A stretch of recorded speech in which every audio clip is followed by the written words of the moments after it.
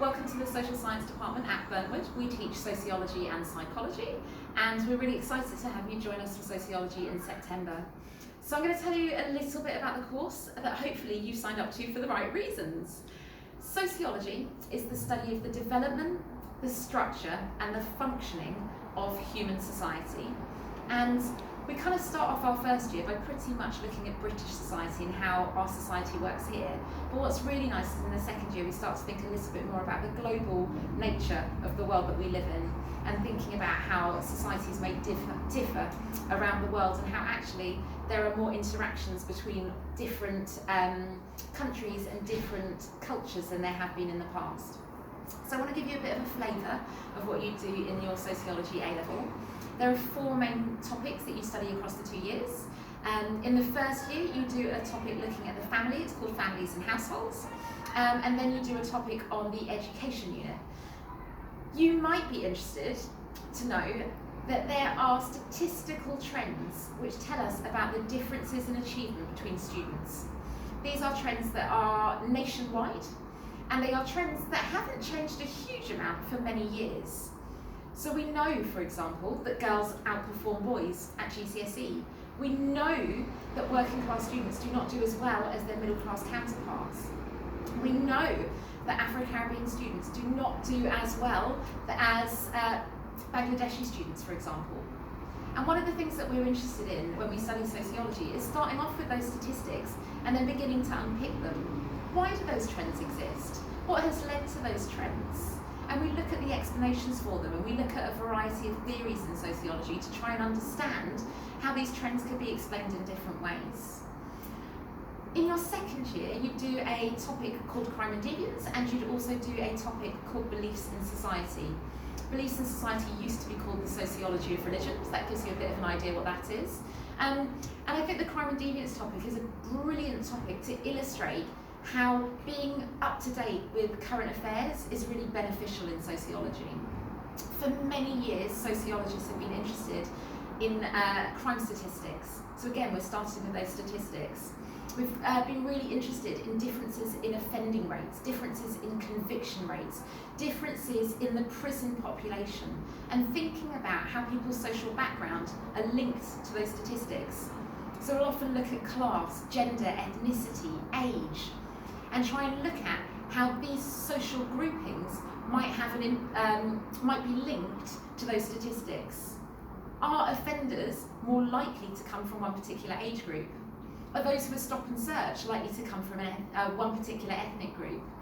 And if you've been following the news over the last few months, you'll know that this has been something that has been brought to the media's attention, that there do appear to be patterns in terms of stop and searches and convictions in prison populations.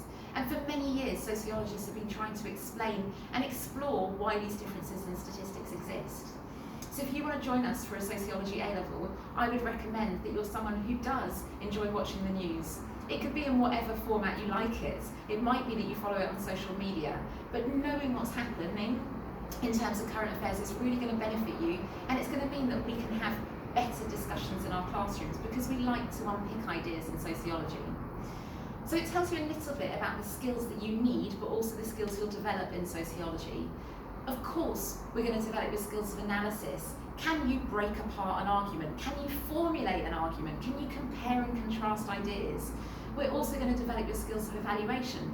Can you provide supporting evidence for the points that you make? Not just anecdotes, in my life, this is what I've experienced, but can you learn the research that informs the theories that we're looking at? Do you know the empirical evidence that sociology is based on? So those are some of the skills that you'll develop in sociology. Because of this, as you can imagine, lessons are quite varied in sociology. Yes, of course, we'll get you doing independent study.